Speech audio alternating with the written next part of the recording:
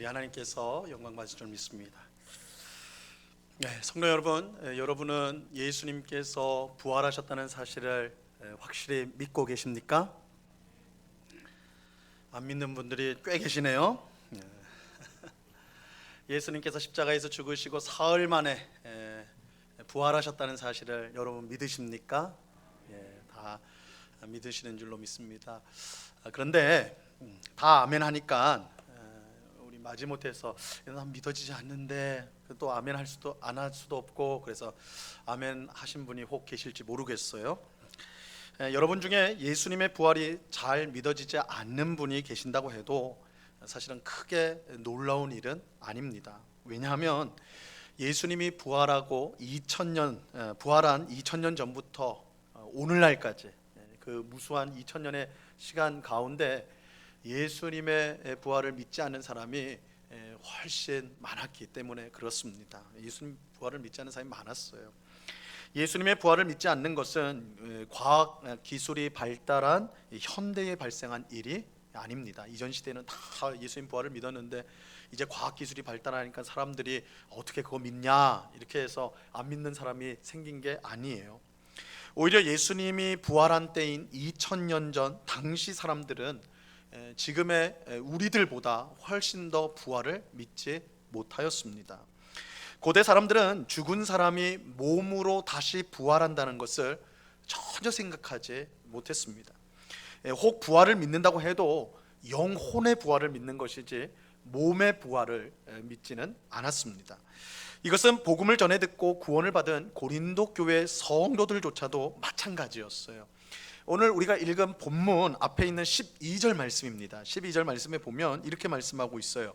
그리스도께서 죽은 자 가운데서 다시 살아나셨다 전파되었거늘 너희 중에서 어떤 사람들은 어찌하여 죽은 자 가운데서 부활이 없다 하느냐. 너희 가운데서 어찌하여 죽은 자 가운데서 부활이 없다 하느냐. 여기서 너희는 바로 고린도 교회 성도들이었어요. 복음을 듣고 예수를 믿고 구원을 받았다고 하는 성도들 중에도 부활을 믿지 않는 사람들이 있었다라는 거예요. 그들이 부활이 없다고 할 때 그것은 몸의 부활을 말하는 것입니다. 몸의 부활을 말하는 거예요. 고린도 교회 성도들은 당시 많은 사람, 당대의 많은 사람들이 생각했던 것처럼 몸은 악한 것이라고 생각을 했어요. 몸, 이 물질로 구성된 이 몸은 악한 것이다. 중요한 것은 몸이 아니라 영혼이다. 몸이 아니라 영혼이다. 몸은 껍데기에 불과한 것이고 사람의 가장 중요한 것은 영혼이라는 것이죠. 그래서 심지어 이 몸은 뭐냐? 가장 귀한 영혼을 가둬놓은 감옥에 불과한 것이다. 그래서 구원이 뭐냐? 이 몸에서 영혼이 빠져나가는 것이 구원이다. 이렇게 생각하는 사람들이 당시에 많이 있었어요. 몸은 악한 거예요. 몸은 죄를 짓는 것이고 더러운 것이다. 사람들이 그렇게 생각했습니다. 그러다 보니까 몸이 부활한다? 그럴 필요가 없는 거예요. 악한 게 부활한다는 거 아무 의미가 없는 것이죠. 그래서 고린도 교회 일부 성도들도 예수님께서 몸으로 부활했다는 이 사실을 부인하였습니다. 믿지 않았어요. 그러니까 이러한 생각은 몸으로 부활하는 것은 있을 수 없다라는 것은 당시 사람들의 상식에 가까웠습니다. 그들에게 예수님이 몸으로 부활했다는 사실은 참으로 허황된 이야기였습니다. 자, 이것은 과학기술이 고도로 발달한 현대를 살아가는 우리들의 많은 사람들의 생각과도 같습니다. 현대인들도 고대 사람들처럼 영의 부활은 인정을 해요. 영의 부활, 영적으로 부활한다. 이것은 아예 안 받아들이는 건 아니에요. 하지만 예수님이 몸으로 부활하셨다라는 것은 절대 받아들이지 않습니다. 사람이 잠시 죽었다가 다시 살아나는 경우가 없지 않지만 우리 그런 해외 토픽 같은 거 들어보신 적 있죠? 장례식 하고 있는데 한참 장례식 하고 있는데 관에서 사람이 벌떡 일어났다. 뭐 이런 해외 토픽 있지 않습니까? 그죠? 뭐 그런 것들은 세상에 이제 뭐 별 소식이 다 있다 하더라도 예수님처럼 십자가에서 완전히 죽으시고 사흘 동안 무덤에 갇혀 있었는데 그리고 살아났다. 몸으로 살아났다. 이것은 도무지 받아들이지 못하는 것이죠. 현대인들은 자기가 경험하지 못한 일은 의심부터 하는 경향이 있어요. 내가 눈으로 보고 손으로 만져본 것만 믿겠다. 이러한 경향성이 있어요. 예수님의 제자 중 하나였던 도마가요, 바로 그런 사람이었어요. 다른 제자들은 부활하신 예수님을 만나가지고 야, 예수님 부활하셨다. 근데 도마가 그걸 듣고는 아니야, 내 손으로 만져보고 내 눈으로 직접 봐야지 나는 믿겠다, 이렇게 도마가 말을 했거든요. 현대의 도마들이요, 이 세상에 차고 넘쳐요. 예수님 부활하셨다, 내가 봐야지 믿어, 내가 손으로 만져봐야지 알아, 이렇게 하는 현대의 도마들이 주위에 넘칩니다. 그렇게 우리 중 부활을 잘 믿지 않는다고 해서 않는다고 하는 사람이 있다는 것, 그 자체는 그렇게 이상한 일이 아닙니다. 하지만 그럼에도 불구하고 성경은 예수님께서 죽은 자들 가운데 몸으로 부활했다라는 사실을 분명하게 선언하고 있습니다. 당대의 수많은 사람들, 그리고 2000년이 흐른 지금까지도 수많은 사람들이 부정하는 이 사실이지만, 그럼에도 불구하고 성경은 예수님께서 죽은 자들 가운데 사흘 만에 몸으로 부활했다는 사실을 분명하게 선언하고 있어요. 그리고 부활을 믿는 것은 기독교 신앙에서 절대적으로 중요하다라고 강조하고 있습니다. 기독교 신앙을요, 한번 100층짜리 빌딩, 아파트, 이렇게 이제 한번 비유를 해볼 수 있을까요?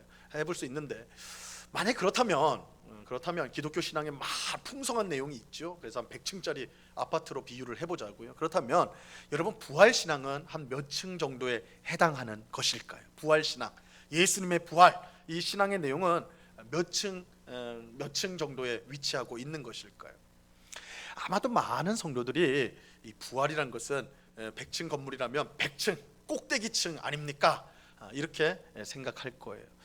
그래서 왜 그러냐면 이 부활이란 게 영광스러운 것이잖아요. 근데 이제 건물의 제일 영광스럽고 제일 높은 곳이 바로 꼭대기층이니까 부활도 그런 것이다, 이렇게 생각하기 쉽다는 것이죠.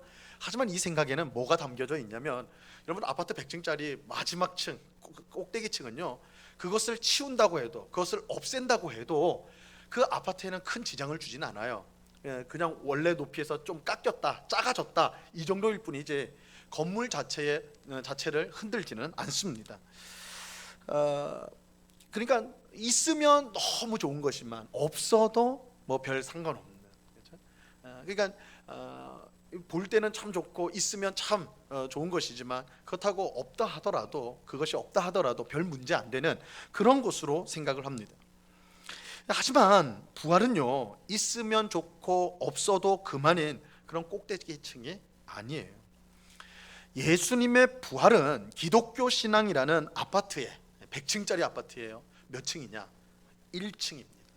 단호하게 말합니다. 1층이에요. 1층. 무슨 뜻이에요? 기독교 신앙 안에 아무리 풍성한 내용이 있어서 2층, 3층, 10층, 30층, 50층, 70층 이렇게 쌓아놓는다 할지라도 만약 부활이 빠져버린다면, 1층을 위치하고 있는 이 부활이 빠져버린다면 어떻게 돼요? 다 무너진다. 다 무너지게 돼 있어요. 여러분, 1층이 빠져도 유지되는 그런 아파트는 없어요. 그런 빌딩은 없어요. 한번 상상을 해보세요. 10층짜리 아파트인데 1층을 그냥 확 빼버려요. 그러니까 그 아파트가 그대로 뚝 떨어져가지고 9층 이렇게 됩니까? 아니요. 1층 빼면 다 무너지게 돼 있어요. 바닥이 없기 때문에, 다 기초가 없기 때문에 다 무너지게 되어 있단 말이에요. 부활이 없으면 부족한 믿음이나 불충분한 믿음이 되는 것이 아니라 믿음이 헛것이 돼버려요. 기독교 신앙은 헛것이 되어버립니다. 아무것도 아니게 돼버려요.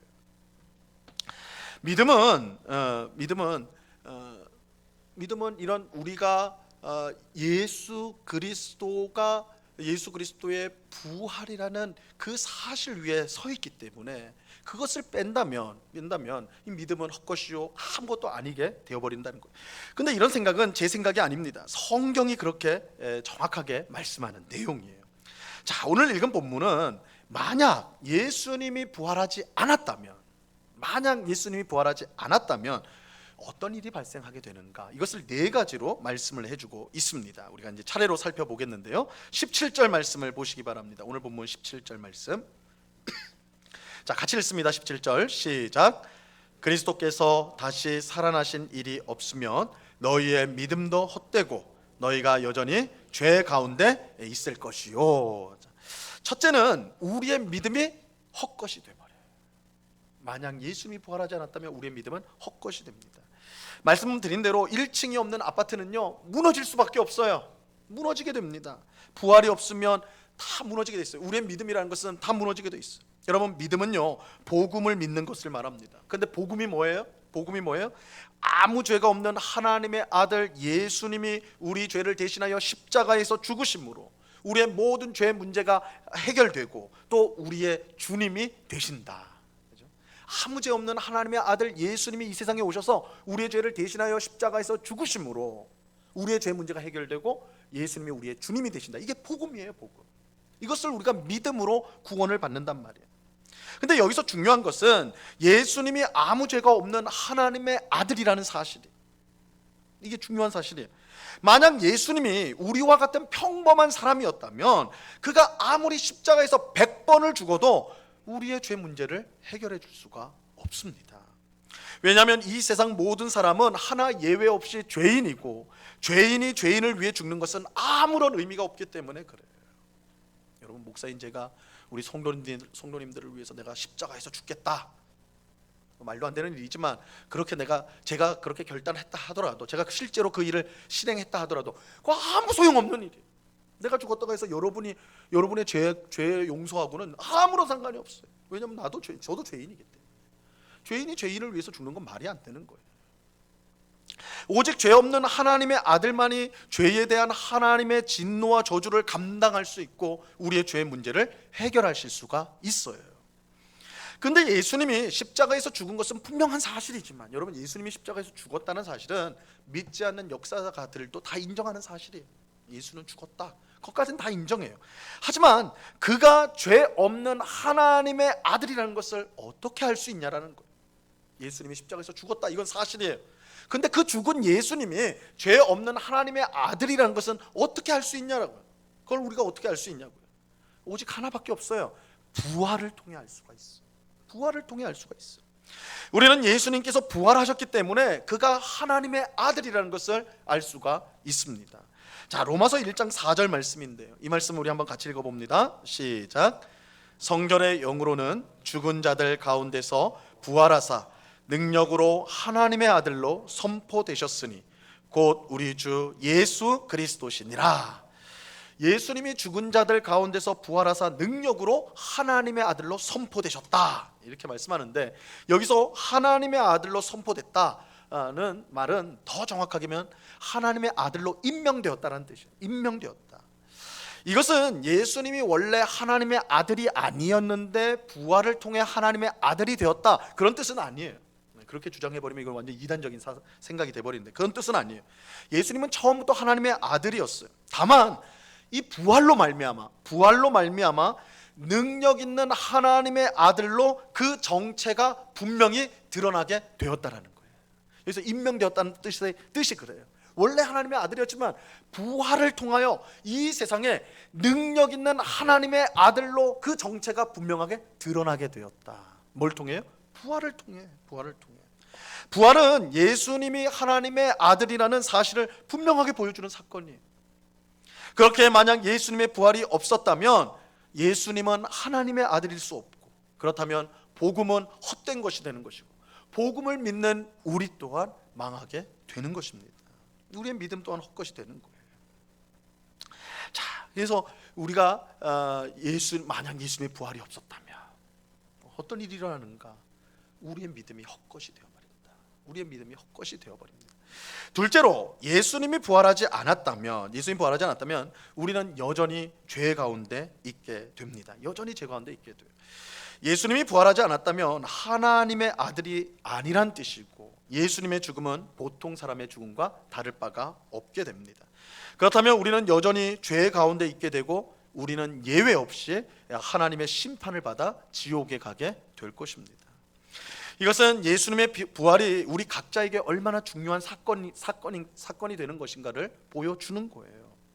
부활은 단순히 기적의 문제가 아닙니다. 우리가 부활을 접근할 때 이 세상에 한 번도 있었던 사건이 아니니까 이 놀라운 기적, 하나님의 능력, 이 정도로만 보기 쉬운데, 사실은 부활은 기적 그 정도가 아니라 우리의 영원한 운명이 걸린 문제예요.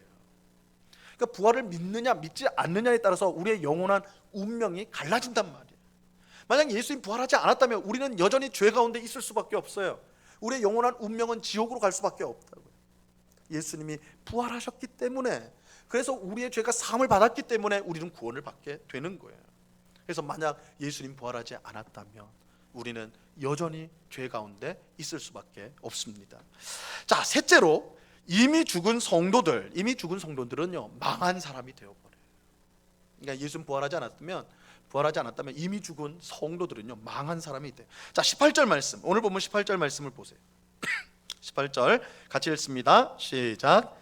또한 그리스도 안에서 잠자는 자도 망하였으리니. 그러면 예수님 부활하지 않으셨다면요 우리만 망하고 말 문제가 아니라는 거예요. 우리만 망하는 문제로 끝나지 않는다는 거예요.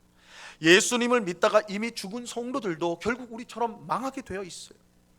그리스도 안에서 잠자는 자도 망하였다 이렇게 말하고 있는데, 성경은 이 죽음을 부드럽게 표현할 때 잠자는 것으로 표현을 합니다. 그래서 여기서 그리스도 안에서 잠자는 자들은 그리스도의 예수님을 믿는 믿음을 갖고 있다가 먼저 세상을 떠난 성도들, 하나님께로 간 성도들을 뜻하는 거예요.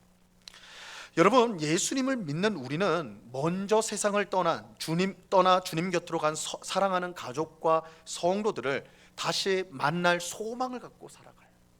이거 그렇지 않습니까?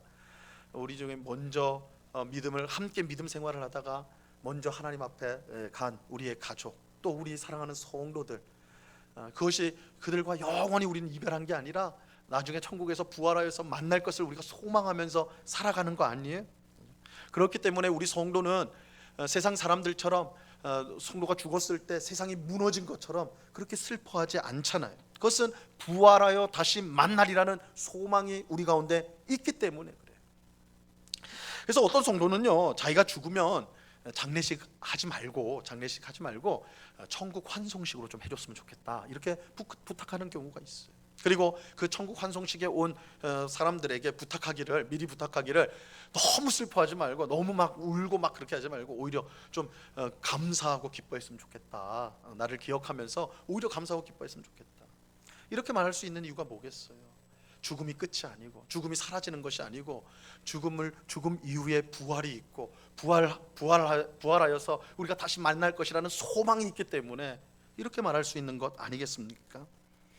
하지만 예수님이 부활하지 않았다면 죽은 성도의 이런 소망은 부도수표가 돼버리는 거예요. 그냥 헛된 것이 돼버려요. 종이 쪼가리가 돼버리는 거예요. 성도의 죽음이나 세상 사람의 죽음이나 아무런 차이가 없어요. 부활이 없다면 둘 다 똑같이 망하는 거예요. 넷째로 예수님이 부활하지 않았다면 우리 성도는요 이 세상 모든 사람 가운데 가장 불쌍한 사람이 될 수밖에 없습니다. 가장 불쌍한 사람이 돼요. 자, 19절 말씀 보시기 바랍니다. 오늘 본문 19절 같이 읽습니다. 시작. 만일 그리스도 안에서 우리가 바라는 것이 다만 이 세상의 삶뿐이면 모든 사람 가운데 우리가 더욱 불쌍한 자이리라. 예수님의 부활이 없다면 그 죽음 이후에 부활이 없다는 것이고, 그렇다면 이 세상의 삶이 전부라 뜻이 되는 것이죠.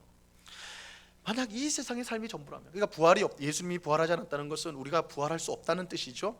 그렇다면 이 삶이 다라는 거잖아요. 이 생의 삶이 다라는 거잖아요. 이것은 우리 성도에게는 우리 성도를 너무나 불쌍하게 만드는 일이죠. 예를 한번 들어볼게요. 가령 자기 집을 마련하는 것이 꿈인 한 사람이 있어요. 서울에서 자기 집을 마련하는 아주 큰 꿈을 꾼 사람이 한 명이 있어요. 그는요 집을 사기 위해서 자기 집을 마련하기 위해서 회사를 다녔는데 열심히 다녔습니다. 근데 그 회사에서 받는 월급만으로는 이게 집을 사는 게 불가능할 것 같은 거예요. 그래서 또 틈나는 대로, 몸은 피곤하지만 틈나는 대로 알바를 하는 거예요. 그래서 또 열심히 돈 모으고. 근데 돈을 열심히 모으는 것만으로는 부족하잖아요. 안 써야 돼. 그래야지 계속 모아지니까 쓰질 않아요. 그래서 먹고 싶은 거 있어도 참아요. 마시고 싶은 거 참아요. 여름에 다 사람들 여행 가는데 바캉스 가는데 그거 모아서 나 통장 하나 더 만들어야 되겠다. 뭐 그렇게 하는 거예요. 참는 거예요. 그래서 이 사람이요 수십 년간 그렇게 애쓰고 힘써가지고요 결국은 자기 집을 마련할 수 있는 돈을 모았어요.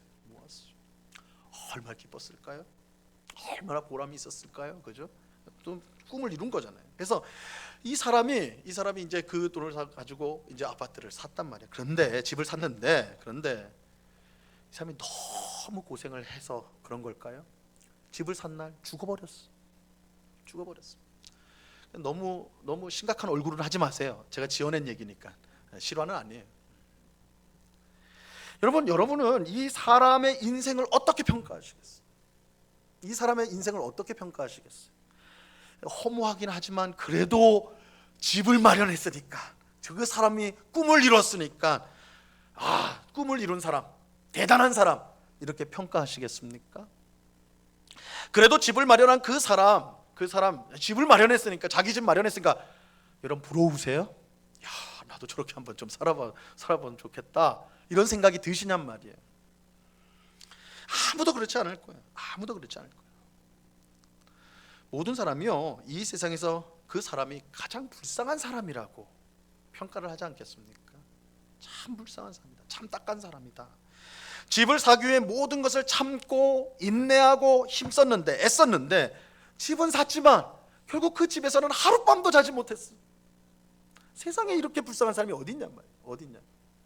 마찬가지예요. 우리가 예수님을 믿는다는 것은 믿지 않을 때보다 더 편안하게 살기 위한 것 아니에요. 여러분, 예수 믿기 전보다 예수 믿으니까 더 삶이 편하던가요?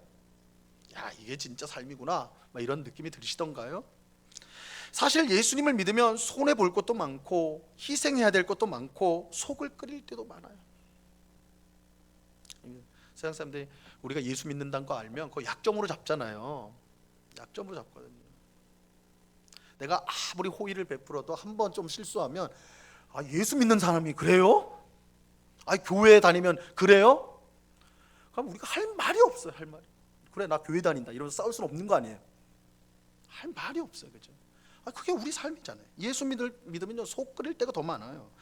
예수님을 믿는다는 것은 내 마음대로 사는 것을 포기하고 하나님의 뜻에 순종하는 것이기 때문에 쉬운 거 아니에요. 그래서 예수님은 나를 따라오려거든 자기를 부인하고 자기 십자가를 져야 한다고 말씀하셨어요. 예수 믿는 건 십자가 지는 거예요. 쉽게 말해서 죽어야 한다는 거예요. 나를 죽이지 않으면 예수님 따를 수 없어요. 그렇다면 나를 죽여가면서까지 예수님 왜 따릅니까? 우리에게 부활 소망이 있기 때문이 아니에요? 죽음이 끝이 아니라 부활하여서 하나님과 함께 영원히 사는 소망이 있기 때문에 그 삶을 우리가 살아가는 거잖아요.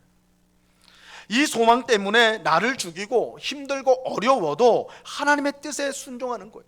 세상의 쾌락과 즐거움을 절제하는 거예요. 우리에게는 부활의 소망이 있기 때문에. 그런데 부활이 없다면 어떻게 되는 거예요? 우리의 모든 수고가 헛된 것이 되잖아요. 우리의 애쓰는 것이 다 헛된 것이 되잖아요. 세상 사람들이 너희는 왜 그렇게 답답하게 사느냐라고 물을 때 우리가 할 말이 없어요. 할 말이 없어요. 우리는 예수를 위해, 하나님을 위해 절제하고 정말 우리의 뜻이 아니라 내 마음대로가 아니라 하나님 뜻대로 살아보려고, 이웃을 사랑하고 심지어 원수도 사랑하려고 그렇게 힘쓰고 몸부림치는데, 그 끝이 세상 사람하고 똑같다면 너 왜 그렇게 답답하게 살아? 할 말이 없어요. 할 말이 없어요.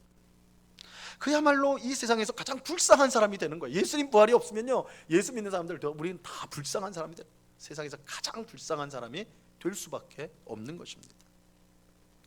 이처럼 예수님의 부활은요, 기독교 신앙에서 절대적으로 중요해요. 절대적으로 중요합니다. 만일 예수님이 부활하지 않았다면 기독교 신앙은 무너지게 돼요. 기독교 신앙은 무너져요. 아파트 1층이 무너질 때 그 위에 모든 층이 차례로 다 무너지는 것처럼, 부활이 없다면, 예수님이 부활하지 않았다면 기독교 신앙은 존재할 수가 없는 것입니다. 그래서 예수님이 부활하지 않았다면 우리의 믿음이 헛된 것이 되고요, 우리는 여전히 죄 가운데 있게 되고요, 먼저 죽은 성도들은 망하게 되고요, 우리는 세상에서 가장 불쌍한 사람이 되는 것입니다. 이것이 부활이 실제로 없었다면 일어날 수밖에 없는 결과라고요. 하지만 이것을요, 이것을 뒤집어 보면, 거꾸로 보면, 이 예수님이 정말로 죽은 자들 가운데 부활했다는 것은 우리 삶에 정말 중요한 사건이고 또한 우리에게 정말 복된 사건이라는 것을 우리가 알 수가 있습니다. 한번 이거 뒤집어서 한번 생각해 보자고. 여러분, 예수님이 부활하셨기 때문에 우리가 가진 믿음은요, 이 세상에서 가장 확실한 사실이 됩니다. 가장 확실한 사실이에요. 부활은 예수님이 하나님의 아들이며 우리의 주님이 된다는 사실을 보여주는 거예요. 그렇게 예수님을 믿을 때 주어지는 구원은 확실한 거예요. 죽어봐야 아는 게 아니란 말이에요. 예수님이 부활하셨다는 것이 사실이라면 그 예수님은 하나님의 아들이시요 우리의 주님이기 때문에 그분이 주신 구원은 확실한 거예요. 흔들리는 게 없는 거예요. 틀림없는 거예요. 예수님은 주님으로서 우리의 전체 삶을 책임져 주시는 것입니다. 이게 확실한 거예요. 또 예수님이 부활하셨기에 우리는 더 이상 죄 가운데 있지 않습니다. 우리는 더 이상 죄 가운데 있지 않아요. 여러분, 자신의 연약함이나 부족함 때문에 낙심해 본 적이 있습니까? 죄를 반복해서 짓는 자신을 보면서 절망한 적이 있어요. 과거의 어떤 잘못으로 인해서, 나의 실수나 또한 죄로 인해서 그렇게 괴로워하며 살아간 적이 있습니까? 부활은요, 그런 우리에게 가장 강력한 소망이 됩니다. 가장 강력한 소망을 줘요. 우리가 부활한다는 것은 먼저 죽는다는 뜻이에요. 여러분, 부활의 전제는 죽음이에요. 부활의 전제는 죽음이에요. 그러니까 우리가 부활한다는 것은 먼저 죽는다는 거예요. 뭐가 죽어요? 연약하고 부족한 내가 죽어요. 반복해서 죄를 짓는 못난 내가 죽는 거예요. 대신 부활해서 어떤 존재로 부활해요? 완전히 새로운 존재로 부활해요. 완전히 새로운 존재로 부활해요. 부활은 비참한 우리가 영광스러운 우리가 되는 것을 뜻하는 것입니다. 자, 빌립보서 3장 21절 말씀인데요, 우리 이 말씀 같이 한번 읽어봅니다. 시작. 그는 만물을 자기에게 복종하게 하실 수 있는 자의 역사로 우리의 낮은 몸을 자기의 영광의 몸의 형체와 같이 변하게 하시리라. 그죠? 우리의 낮은 몸, 연약하고 부족하고 실수하고 죄를 짓고 내가 보기에도 꼴 보기 싫은 그런 나의 모습, 비참한 나의 낮은 몸이 어떻게 변해요? 부활을 통해 영광스러운 몸으로 변한다. 영광스러운 몸으로 변한다.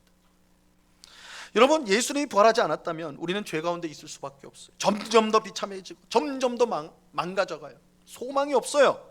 하지만 예수님께서 부활하셨기 때문에 우리 또한 부활하게 될 거예요.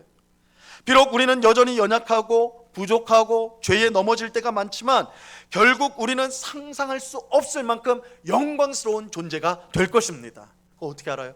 예수님 부활하셨기 때문에. 예수님 부활하셨기 때문에 우리가 확신할 수가 있는 것입니다. 또 우리는 이미 죽은 성도들을 향해서도 소망을 가질 수가 있어요. 소망을 가질 수 있어요.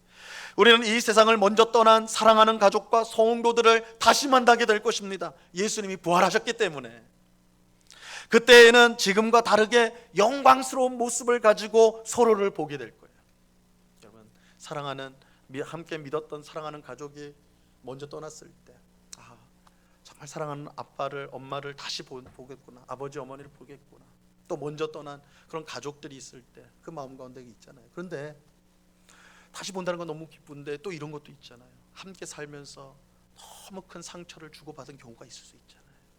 너무 큰 아픔이 있을 수 있잖아요. 그래서 보긴 봐야 되는데 천국에서 만난다면 뭐라고 말할까? 서로 상처가 있고 아픔이 있어서 보긴 봐야 되는데 보고 싶지 않은 그런 부분도 있을 수 있잖아요. 그런데 걱정하지 마세요. 걱정하지 마세요. 이런 부활이라는 것을 우리를 완전히 새롭게 하는 거예요. 예수님을 닮은 영광스러운 모습으로 만들어줘요. 우리가 천국에서 만날 사랑하는 가족 그리고 사랑하는 성도는요, 이 땅에서 우리가 봤던 연약하고 상처 있고 그런 뾰족한 그런 사람들이 아니에요. 우리도 그런 사람들이 아니고 예수님의 모습을 닮은 아름다운 모습으로 우리는 다시 만나게 될 거예요. 얼마나 영광스럽습니까? 서로의 그 약한 부분이 벗겨지고 예수님을 닮은 그 아름다운 모습으로 만나서 서로 사랑을 나누는 것이 천국이라면 얼마나 기대가 되겠냐고요.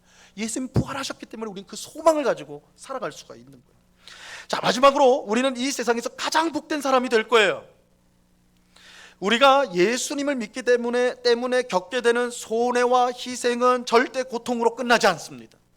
예수님을 따르기 위해 세상의 즐거움과 쾌락을 멀리하거나 포기하는 것은 결코 어리석은 일이 아니에요. 예수님께서 부활하셨기 때문에 그래. 하나님의 뜻에 순종하신 예수님이 옳았다는 것을 부활이 증명해요. 여러분, 하나님의 뜻대로 살아가면, 이 땅에 살아가면 여러 가지 어려움을 당하잖아요. 그거 예수님이 우리에게 보여준 거 아니에요? 예수님이 하나님의 뜻에 순종했을 때 제일 마지막에 받은 게 뭐예요? 십자가였어요. 하나님의 뜻에 끝까지 순종했더니 어떻게 됐어요? 십자가에 매달려 죽었단 말이에요. 만약 거기서 끝났다면, 다시 말하지만 부활이 없었다면 우리는 이 세상에서 가장 불쌍한 사람들이에요. 우리 인생의 끝이 십자가라니. 그런데 하나님은 자기 뜻에 온전히 순종한 예수님을 3일 후에 영광스럽게 부활시켰단 말이에요. 뭘 말하는 거예요? 예수님이 옳았다는 거예요. 부활은 하나님께서 예수님이 옳았다는 것을 증명하신 사건이에요. 그리고 하나님의 뜻대로 사는 것이 옳다라는 것을 증명한 사건이 부활이란 말이에요. 예수님이 부활하셨기 때문에 오늘 우리가 하나님의 뜻대로 사는 것은 승리를 보장한, 영광을 보장한 삶이 되는 것입니다. 여러분, 오늘 예수님을 위해서 살아가는 것 손해 볼 수 있어요? 답답한 일이 될 수도 있어요. 내가 이거 그래야 되나? 좀 내 마음대로 내 생각대로 좀 하면 안 되나? 그거 물리치고 하나님의 뜻대로 살아가는 거, 그럼 절대 손해 아니에요. 하나님이 그것이 옳다고 말씀하세요. 그것이 승리라고 말씀하세요. 뭘 통해서요? 예수님의 부활을 통해서. 예수님의 부활을 통해서. 예수님의 부활은 오늘도 하나님의 뜻대로 살아가는 성도들에게 너희가 맞다, 너희가 옳다라는 것을 증명해 주는 사건이 되는 것입니다. 자, 오늘은 예수님이 죽은 자 가운데 부활하신 것을 기념하는 부활절입니다. 예수님이 부활하셨기 때문에요, 우리의 믿음은 확실하고요, 우리는 죄에서 자유로울 뿐만 아니라 영광스러운 모습으로 변화된다는 것을 확신하게 돼요.